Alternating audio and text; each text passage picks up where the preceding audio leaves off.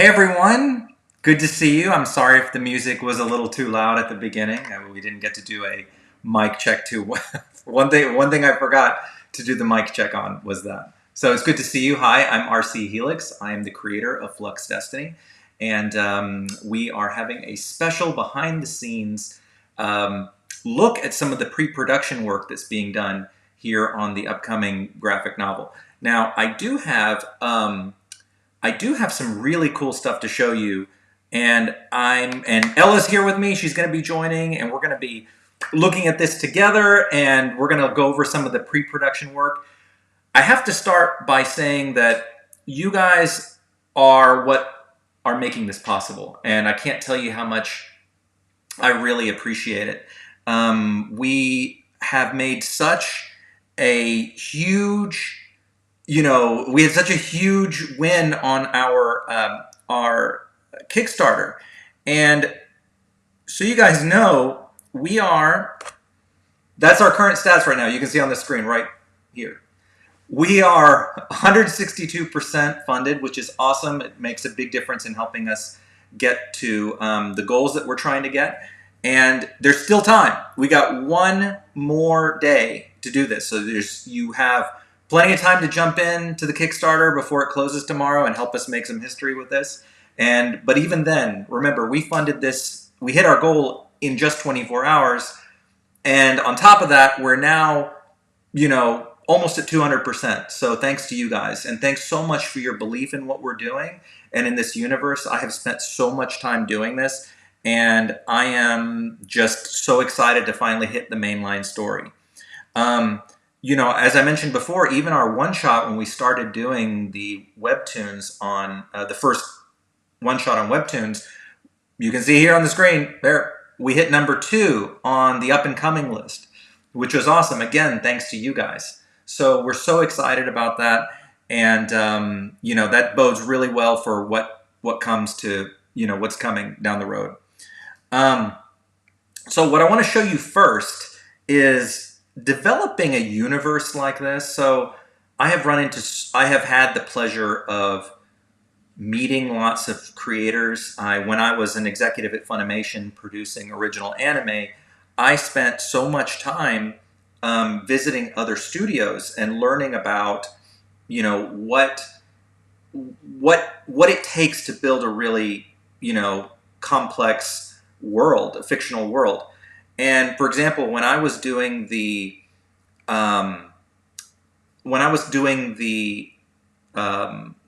Dragon Age anime, for example, or Mass Effect anime, and we got to go see the studios, we saw just all this amazing behind the scenes work, that was put into developing those games. So all these years, I have been working on preparing this. I have been doing all this behind the scenes work leading to these moments, right, where we're very close to launching the mainline story. And I have a visual aid. And I want to show you. I want to show you some of how much goes into developing this, okay? So this is just part of it, but it's really heavy. But this here, you see all this? I don't know if you can see all this. This is years. This is just the written stuff, okay? This is just the written stuff that went into the development of Flux Destiny. Like these are like actually the oldest ones. They're right here, and they're super old. And this is just part of it, right? So you can see this giant pile here that represents years of developing the story and laying the foundation for this universe. So this is all, and what's funny is that most of this is actually like outdated now. So this is all development work that if you were to look at these, you would say, oh, well, none of that is in the story. Well, yeah, because you have to kind of go through a bunch of stuff before you finally get there. So anyways, I wanted to show you this because this is just a small piece of it. There are thousands and thousands of pages that went into this. And so I'm going to put this down right here. Okay, that is the weight of the Flux Destiny universe on our on my shoulders right there. So, anyways, like I said, it's not too late to join the Kickstarter. There's a little thing on the menu. If you go to kickstarter.fluxdestiny.com, in the last day we have left, you can join in. We have these awesome rewards, and you should absolutely check those out. So, we are going to start by taking a look at Hugo's house, and then we're going to look at where he works in the story. And these are two major scenes that happen in the series. And Ella's going to join me in just a second. I'm waiting for her to come on here with me, and she'll join live, and we'll be able to see. We'll be able to comment, and I can tell you a little bit about this. We have some folks who are watching on Instagram. The main show is here on YouTube, but I've got Instagram folks looking over my shoulder to see what I'm doing. And Ella, whenever you're ready, you come on in, and I will switch the view here, and we'll take a look at some of the really awesome stuff. And here she comes. All right, one second. So we're going to move now to the main stage here. There's Ella. Hold on, let me try this other view. This is better. Hey, Ella, how are you? I'm good. How are you? Can you hear me okay? Yes, we can. Now we're in this kind of like little box, you and me, which I guess is fine. It's kind of this weird little box. Anyway, I have to, again, give huge props to Ella, who was she is the reason we had such a awesome kickoff on this Kickstarter. So Ella, thank you so much for everything you've done. You know, I'm so excited at where we are. So congratulations to you. Thank you. This is the first Kickstarter I've ever done, and I wanted to put everything I had into it, and I couldn't be more proud that it was Flux Destiny. I'm so pleased. I can't believe it. I'm so happy that it's with you and with these wonderful people, and that we were successful, because you never know. And we were scared, but we had no reason to be, because it turned out to be awesome. So That's right. So we're going to be going over. We're going to go first to Hugo's house, and we're going to take a look at some of the development work that was done to prepare for the graphic novel. And I way over prepare for these things. Whenever I'm doing anything, I over design, even if things aren't won't be visible in the comic at a certain time. When you go into Hugo's house, for example, the layout would make sense, right? It's not like, oh wait, that room won't make sense where it is or whatever. So there's a lot of over design that I'm excited to share with you guys, and let's just start from the big picture.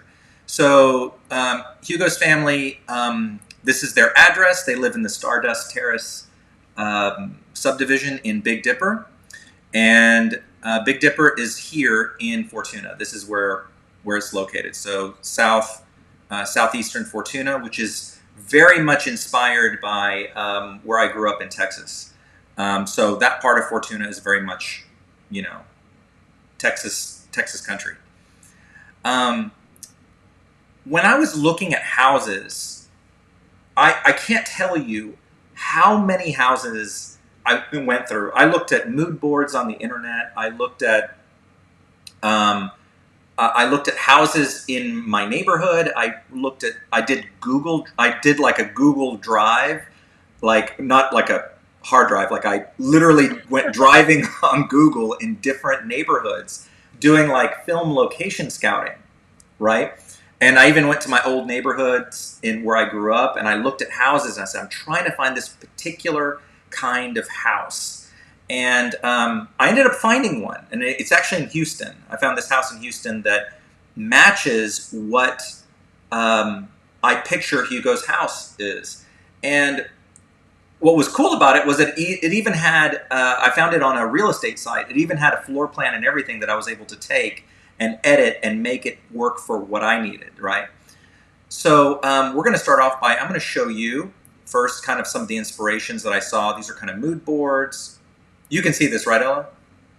yeah, I can. It's a little bit delayed for me, but yes, I can. So real quick before we get into it, I want to ask, there was a reason why we had to be so specific, why we can't just pick like any random house, right? Because it had to be in a particular time period and feeling. That's right. That's a really good point. This story takes place, as you all know, in the alternate 1990s, USA, and I needed a house that was somewhere built in the early to late 80s, because Hugo's dad is actually a general contractor who built the neighborhood, and he's actually the one responsible for building Stardust Terrace. And there's a whole story behind that that's linked to everything that you'll learn about. So this house actually was the model home many years ago when it was built in the late 80s and during this time period, or early 80s. And so I had to find specifically a kind of home. And so that's a really great question, because I had to go like filter through realtor.com and these other sites to find, okay, homes in Texas that are about this price range, that are in this year. And I just spent days looking. Okay, so that's a great question. It couldn't be like a Michigan home. It had to be a Texas feeling home, because like houses in Michigan are really tall, and we didn't want that. We wanted something that looked like the vision of what we had of this environment.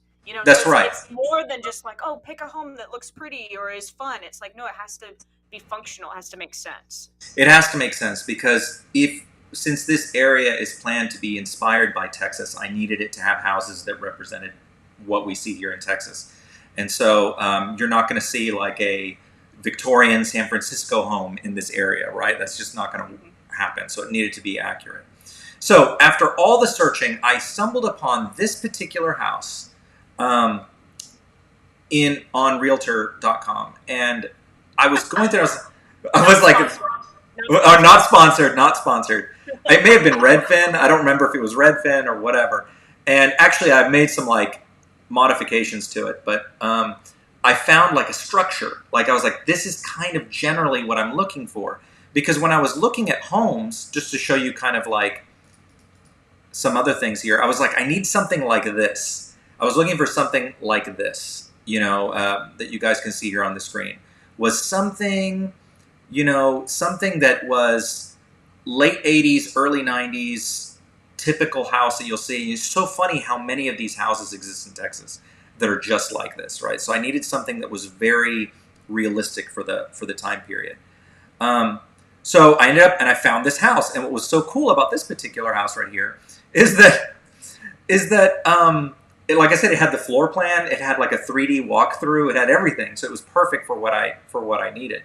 And the interior is very, very 80s. Like this house has not been updated in years. Like look at this kitchen, right? Like this kitchen is totally 80s, 80s-tastic. What was so funny about this was that it even matched what I had written in the script. Like when I was talking about the flow of how the story would go and where the characters would go, like the scenes, it almost even matched what I had in mind, which was awesome. So this kind of gives you a feel of the interior. And here's the living room. Like this is what I was picturing. Like it was really great. I found this, what I found. So with that said, I started working on the inside. And Ella, before I go into that, did you have any questions about, or did you want to say anything about that? No, I just, they're commenting about the lighting, and that's such a good point, is that lighting is so crucial into the environments that we're in, and obviously the mood is going to change a little bit into the graphic novel because we are doing it in, black and white, but you're right, it is important, the way that you want to be able to see the color even through the black and white, and so we have to be really particular about the way that things look. It's so difficult, and I had no idea, how difficult it was, because like when RC was showing me this house for the first time, he was like, look at this skybox, like look at the light, and I was like, I don't understand, and he was explaining it to me, like how important it was because of the themes that he wanted in this universe. And so when you read those parts in the graphic novel, you'll go, oh, okay, I see why they needed this particular skybox, or the way that the light bounces off of the brown cabinets, or whatever it is. So yeah, I don't have any questions, but just a comment. Well, I'm so glad you mentioned that, because that is important. Like if you look at any great manga, for example, like a lot of the backgrounds are really amazing because they're very realistic and very appropriate to a lot of times when they're in a Japanese setting. You can see that they really match the setting a lot, and I wanted to do the same thing for Flux Destiny. Is I wanted this particular setting for the characters to be very realistic. So when I found this, it was just what I mean. I just went straight to work, like taking the bones of the house, and you should look at this as not literal, right? It's not exactly 100% literally this. It's going to be some modifications I'm going to do to it. It'll look better when it's drawn, in the style, but it's meant to show you what their situation is, right? Hugo's family is not, Hugo's family at the start of the story, you're going to discover, is not in a good place. And I'm not going to tell you why, and we're not going to get into it for now, but they're in a difficult situation, right? But they are a, middle-class family in Fortuna, and even though they share a famous name, the Schneider name, which we'll get later. We'll deal with that later. So I'm going to show you now some of the interiors of this. And like I said, I did all the floor plans for this. And I'm going to start from the downstairs, and then I'm going to take you upstairs. And then I'm going to show you some drawing. We're going to go into Hugo's room. And I'm going to show you mood boards for his room, and then I'm going to show you the layouts that I chose for him. So let's start here with the downstairs. So, we've got this, the living room, which you guys saw pictures of. Since it was a model home, I actually owned a model home many years ago. And it was interesting when I bought the model home, if you've ever been in one, they usually make the garage, at least in Texas, is usually like the office. You enter through the garage, and when I bought my house, it was they had turned the office back into a garage, and so I wanted to kind of capture that in here. We've got the living room here. You can kind of see the layout. We've got the dining room, which is rarely used, and it's covered in paperwork, and it's kind of a makeshift study for Hugo's mom, who's an agent, a special agent for the National Chemistry Authority. So in these kind of homes in the 80s and 90s, there really wasn't a study unless you had like a big house. You wouldn't find studies in houses of that era. So a lot of times, if you grew up in houses like that, like I did, you usually had your computer in one of those rooms, right? Like in the family, everyone used the computer in that space. Yep. So you can kind of see it covered in papers and boxes, and it's kind of a makeshift study for her. We've got the kitchen and the breakfast nook, which ends up being a location of a very major scene in Act 1 that we'll cover later. We've got our little covered patio. We've got a pool in the back. So that's the downstairs of it. Then when we go upstairs, now we start getting to where everyone's bedrooms are. So we're coming up the stairs. This is open to below. This is the parents' bedroom over here on the right. And what's interesting was when I did this particular floor, a lot of it I gutted from the original house. So like I had to gut and move things around to make sense because I had to fit enough people because the Schneider family has like four kids, and we needed to make sure there was enough room for everyone. And it had to, also look aesthetically pleasing, right, in the story. We've got the master suite over here, which is something Gretchen's bedroom, which is Hugo's sister, lives here, this closet. And then this is her closet. Here's the bathroom that they share. Here's Felix's bedroom. Felix is Hugo's second older brother. And then we've got Hugo's room over here. And then you'll notice that there's this cursed closet over here. And so the cursed closet, I'm not going to go into it because that's something you're going to learn about in the story. But there is a closet that you're going to see in the next photos that you'll understand plays a major part in the story. And so you can kind of see when this layout I'm showing you right here will reflect in the drawings that I'm about to show you. So we've got Hugo's bed over here. We've got his desk. We've got a beanbag. We've got some more shelves. And then we've got over here this futon that's blocking the closet. And so because he's not using the closet, his clothes, he doesn't have a dresser either. Like his clothes are buried on top are piled on top of the couch that's in there. So it's basically his dresser.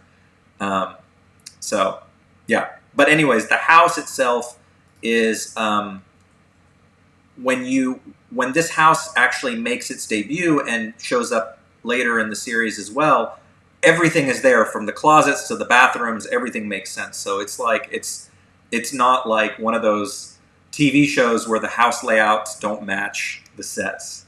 So Yeah. Where you see like an outside of you see an outside and it's like they have like 18 windows and stuff, and then you go inside, it's like a set, and you're like, oh, that's not the same, you know? that's right. That's right. And I didn't want that. I wanted it to match.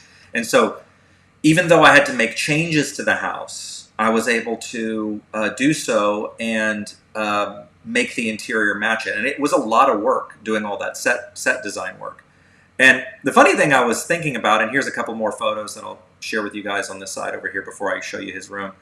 The funny thing about it was I was thinking, wouldn't it be really funny if you find out that you lived in the house that was modeled for, like of all the houses in the U.S., I chose this particular house, and one day someone happens to read this series and realizes, wait a minute, that looks just like my house, you know? Mm-hmm.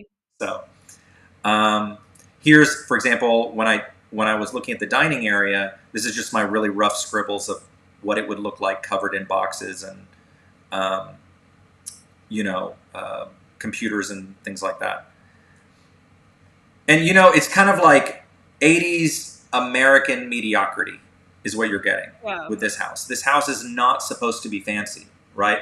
Thematically for the story, it's not supposed to be fancy. It's supposed to be something realistic that a middle-class family in the late 80s, early 90s would have been living in. Mm-hmm. Okay, so let's go look at some mood boards for Hugo's room, and then I'm going to show you some of my sketches for his room. So his room is meant to be typical of that time, obviously. So we're going to look at some of these great pieces I found. I found some great like album art from like the Midnight and other things that had just these great vibe for what I was looking for. I was like, this is definitely the vibe for his room. Found some other great art around the internet, just great mood board stuff that really reflected what I was looking for. It's kind of like, I would call Hugo's room chaotic order. I don't know how to explain it. It's not a disaster. It's just busy. It's supposed to reflect a busy mind. It's eclectic. He's a aspiring escape artist. That's right. That's right. And I think this particular picture really captured it right here, was that it's supposed to be, he's an aspiring escape artist. He's got all this stuff in his mind, and he is constantly thinking and working, and he's balancing being a teenager with also wanting to be an aspiring escape artist, right? So we had to capture all that in the design work. Okay, so let's start looking at some of these sketches. So here now, these are my sketches for his room. So this is one of them right here. This is the view if you are standing where the cursed closet is and you're looking toward the back. That's what this view is right here. And I'll take you on a little tour of this sketch.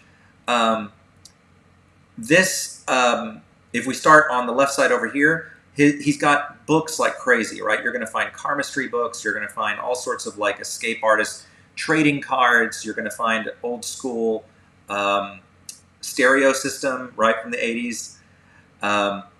Action figures. He's got a big old TV, like one of those old TVs, CRTs that we used to play Nintendo and Super Nintendo on. He's got his, basically Super NES equivalent up here.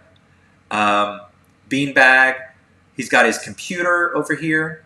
And he's got just toys, like action figures everywhere. I would think more escape artist level stuff that's all over the place. Mm-hmm. Books, his desk.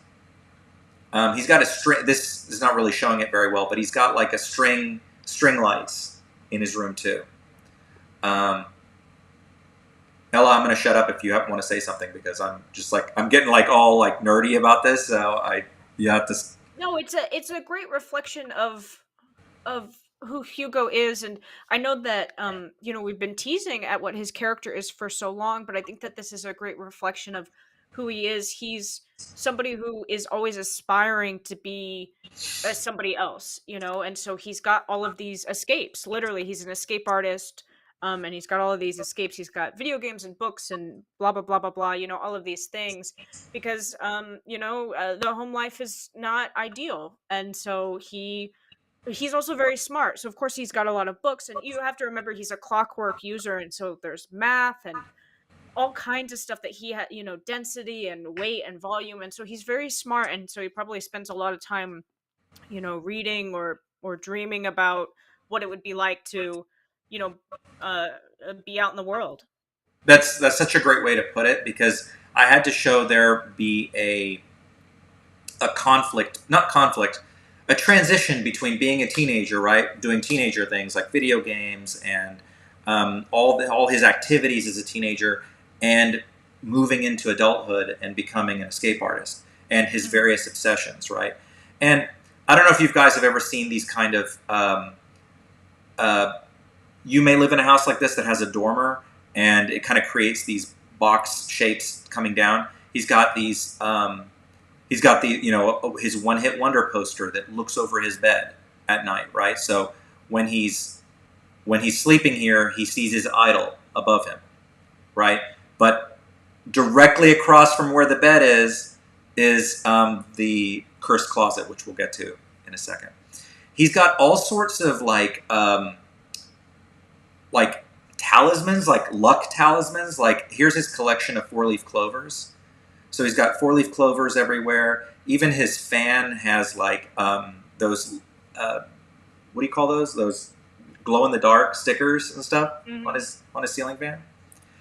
By the way, if you want to see how like accurate I was to the 80s, this fan is even an 80s fan, okay? Like growing up in that era, a 4-bladed, like, fan that you would find from this period. So I was very careful about choosing what I put into this. So you can see that, he goes between, and even having his Nintendo here with the rabbit ears, his TV with the rabbit ears, and his computer over here on this side, you can see that this is really, none of this is all purposeful when I make these choices, right? It's supposed to represent, the being in that liminal space in between, right? Between those two worlds. So, and that is a Mac. That is an old Mac. That's right. What do you call it?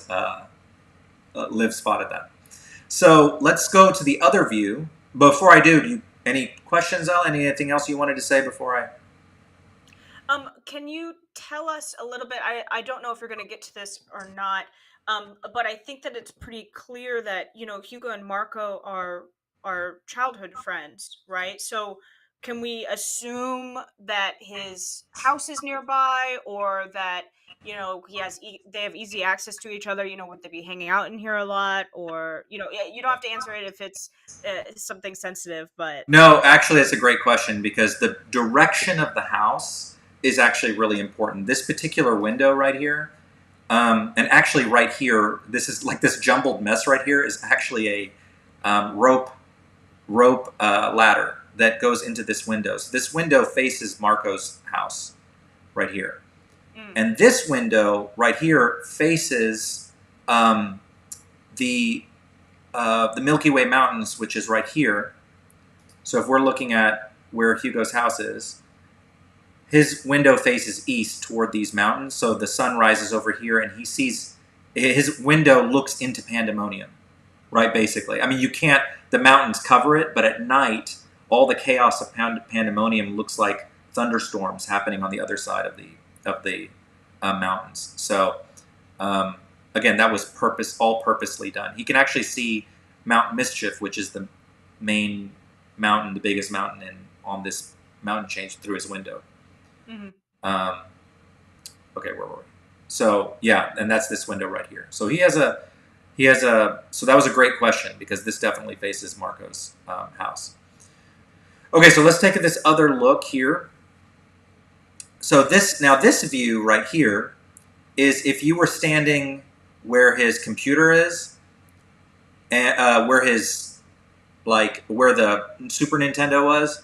That's you looking this way, and I didn't draw the desk here because it would obstruct the view. So this is kind of like so you can see um, where that is. This window right here is where the one that I told you leads to Marco's house. Here's the all the little stuff over his all the action figures and escape artists. So these are like escape artist cards, like his trading cards that he's collecting. They're all over the place. He's got them framed.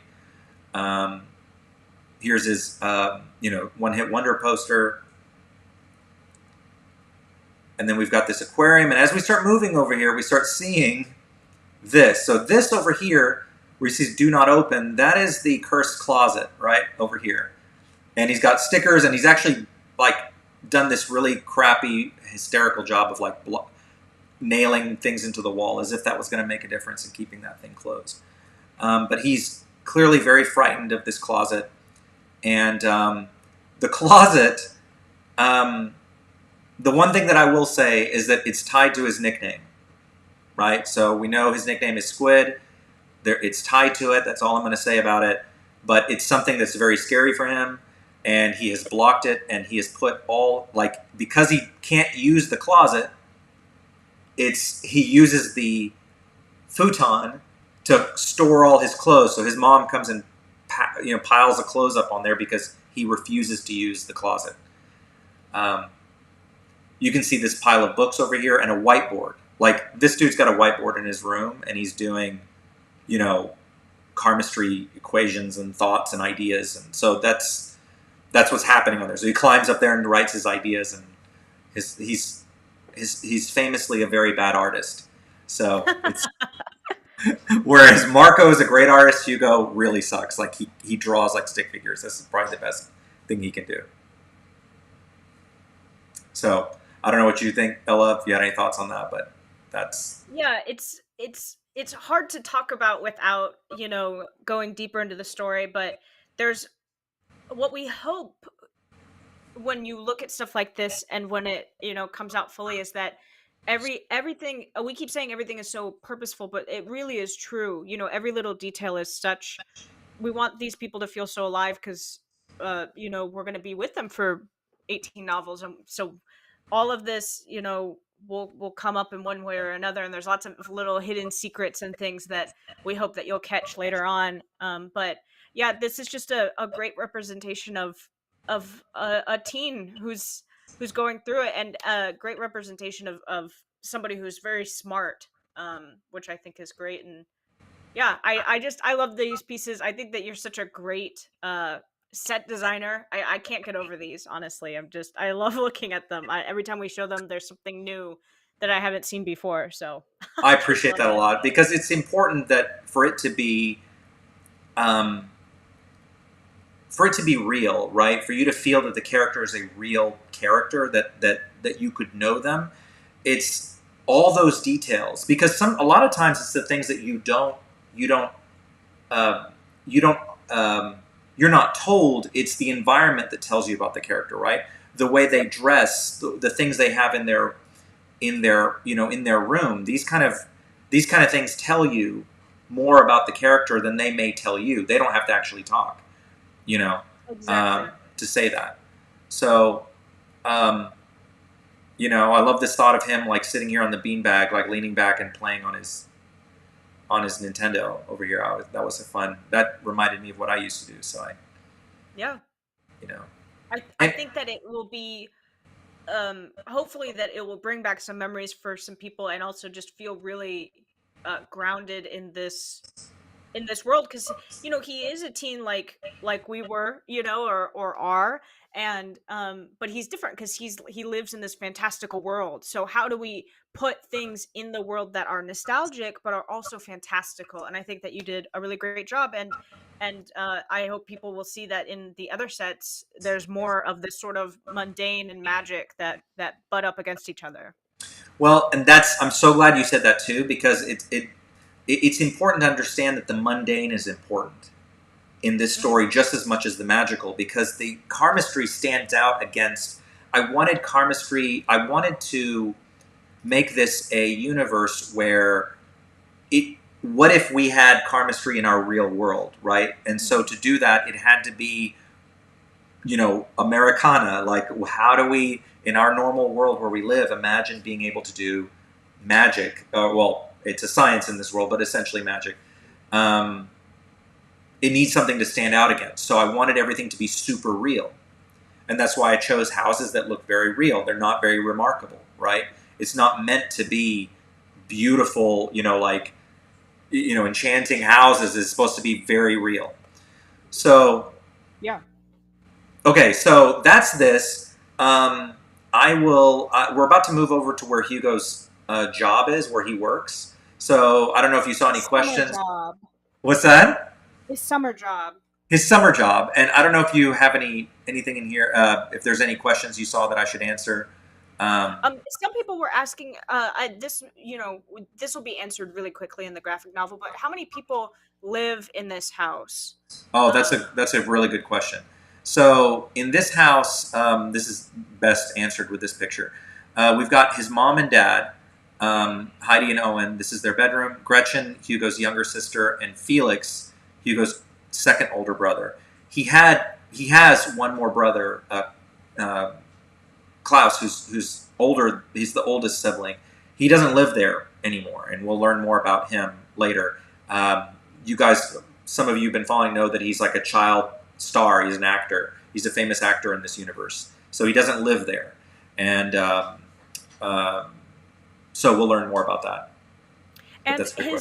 And his extended family, some of them live nearby, right? Because this is very like southern. This is very like. This is where he gets his southern charm, for those of you who have been in like our Discord, and seen him going nuts in there. Because this is like very like, they're doing right outside the house, I'm sure is like, I don't know if we can talk about kind of what Big Dipper like exports and stuff like that, but like, it's very southern. It's a southern town. It is. It's very much like Big Dipper is kind of like if you were to take. It's kind of like a mix of the parts of Texas I grew up in, southeast Texas near Houston. I live in Dallas now, so it's very much, and if you were to take the United States and overlay it over Fortuna, it would basically be around that area. And it's very much a energy center for Fortuna. So like a lot of the karmic energy that is routed throughout Fortuna to supply karma for these Flux Destinies comes from Big Dipper. So it's really important for that. So okay, so let's. Oh, sorry. Go ahead. One more question. This somebody I think Joe asked about Wolfgang. This is later in the story. There is moments at Wolfgang, but Wolfgang is all the way over in Andromeda. So this is his home bedroom. This is not his dorm. That's a really good point. That's a really good point, because this is all of Act 1 of the first volume of the graphic novel takes place here in Big Dipper. And then later when we get to Andromeda, which is the capital of Fortuna and where Wolfgang Academy is, Hugo ends up there. And that's a long distance. That's like going from like Dallas to Los Angeles. That's like 1,200, 1,400 miles. I forget exactly what it is, but it's something like that. So it's far from home, right? So it's like going from Texas to California is what happens here.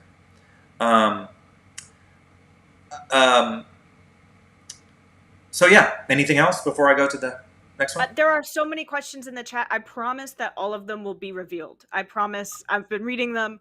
All of your questions will be revealed at some point. Those are the main ones, so that you're not confused. But the rest you're going to want to read about. So just trust me. Okay. And she knows the ones not to ask because she doesn't want to do any spoilers or anything. So, I do see one thing about Joe saying about high-speed rails. So, remember, this country is very much based on the United States, which we are a very anti-mass transit country. Everyone loves their cars here, and so I had to model it very much like the United States. And so, Hugo arrives there by bus, not by train. Yep. Okay, so now we're going to go to take a look at where Hugo works. So this map is a little. I'm very proud of this one because I helped a little bit with She this did. one. She did. She definitely had a hand in this one. And so Hugo works at his summer job. When we first start out in the story, he's a stock boy basically for Shibata and Sons Emporium, which is a family of Mew descendants who have this, this sprawling store that he works at.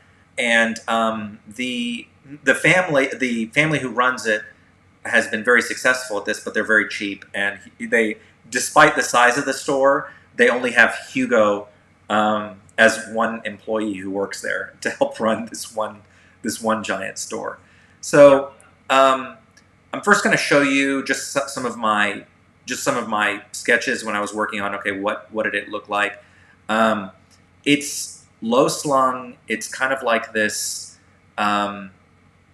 If you've seen any building from like the 60s, late 60s or 70s, it has that like brutalist look, like modern brutalism. If you know what breeze blocks are, do you know what breeze blocks are, Ella? No, I don't. Okay, so breeze blocks, I don't have a picture of one, but if you've ever seen those buildings that are, it when you see it, they look like concrete fences. It's like with designs like, it's like concrete wall, but it has holes in it. Right. So, okay, yeah.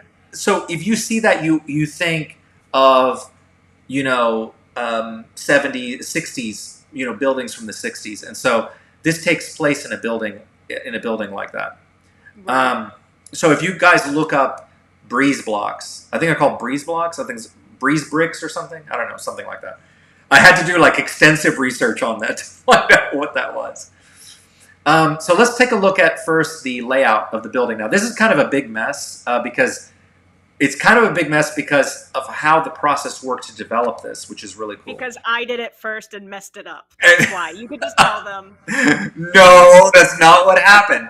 What happened was she did this initial, based on what I had written, she drew this initial layout. And, you've got this like window display, you come out, there's a checkout area here. It's full of escape artist stuff. Like escape artist stuff, galore, right? Food, all sorts of junk food, things like that. This is, before we get too far into this is sort of like a Mew escape artist convenience store, right? So it's like a gas station without the gas. It's like a sideshow, side of the road, let's stop in here real quick and grab what we need, right? Sort of place. That's right. That's exactly what it is. And it's actually, well, it's a little bigger than that. It's not like a little bit bigger. It's more like a express Walmart, Yeah, that's exactly an express Walmart. Actually, a great thing to show you was when she and I were talking about this. She drew this, and then she and I were in a meeting, and we were sketching while we were drawing, and I was just doing these really rough, really terrible drawings to kind of explain the layout of this express Walmart. And I drew this little drawing over here, was that I wanted to show that as they grew, they took over the building next door, right? And so there was this other building nearby, and they just kind of like close up the door, the front door of it, and there's a sign that'll say "Use other door," so that you'll move to this other side. And it reminded me of, if anyone has ever been to, the one example is a random example. If you've ever been to Denton, Texas, which is very close to Dallas, there's this amazing bookstore that is like in this old building built in like 1920 or something, that sprawls into all these other, nearby connected buildings. And it's like this maze. It's really cool. It's a very cool experience. You can tell like it organically grew.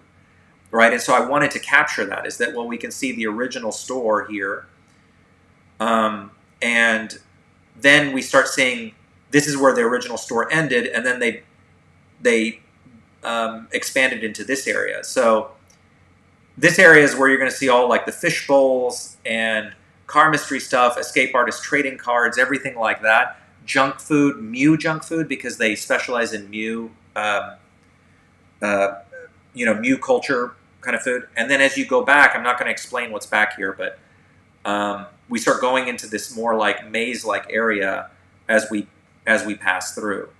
And then there's this loading zone in the back. So that's how realistic we made it. Like the whole thing is laid out so that we know exactly when I set up the shots, I know where everything is. Yeah, And that's really also, how we're doing it. We're not just doing it for no reason. Although it is fun to do, it's fun to lay stuff out. It's for the layout. You have to think a little bit like a movie director when you're doing this, because you think, where am I going to put the camera, which is us, like the viewers. And so it has to be laid out, because then if you just start putting things randomly, or there's rules you have to follow, and so we have to lay things out a specific way, because then we have to shoot it a certain way. And so that's sort of where our anime and animation experience comes in, because we have to block these things out, and almost like in D&D, you like have those battle maps. Well, this is sort of the same thing, except for comic books. So it's so true. Before I got into animation, my background is in film. I went to University of Texas. I have a film degree from there. I spent a lot of time in production. Even when I was at Funimation producing anime, I also ran the film department, the film labels. And so we were doing things like, the directors would present to me a lot of detailed pre-production work like this, which is a lot of fun, because when I talk about this a lot, I know I go on and on about this kind of stuff, but what's really important is that if you want your world to feel authentic and real, you have to put the work in, right? The less amount of work that you put in, the more you leave room for the audience to fill in the gaps, right? And to derive their meaning. And that's fine if you want to do that. That's totally fine if that's your approach. But for me, the world had to be meaningful, and that everything was purposeful in what we did. So even if you don't see a certain area in a shot in the graphic novel, I want you to know that it's there. That it's all. It has to be. It has to be. For it to make sense, because we don't want to break the rules. We want to tell a magical story, and we can't do that unless we're grounded in something. If we're like flying above the whole time, it's not going to work. Exactly. So let's take a look at a couple of mood boards here. You can kind of just see, what I'm thinking about the front of it. Just like old 60s style. This is obviously not my art. This is just mood board material I found to give you an idea of what it looks like from the street. But I think the interior is really eclectic. It's just full of just amazing just stuff, like, because it's a Mew Emporium, right? So there's all this Mew stuff all over the place. And it's also mixed together with all this escape artists, trading cards. Like, I imagine the kids all come here to this store to buy trading cards, right? So all the new shipments come in here, right? Or comic books or things like that are here. The store also, as you go from the front, there's also work that I did to show the mood shift as you go from the front of the store to the back. Because as you go from the front, it's, this kind of bright, magical place. It's kind of quirky and fun and weird. And as you start going to the back and you start going through the fishbowl area, which I happen to find this really cool picture of like fish tanks or something, the mood starts shifting as you go toward the back.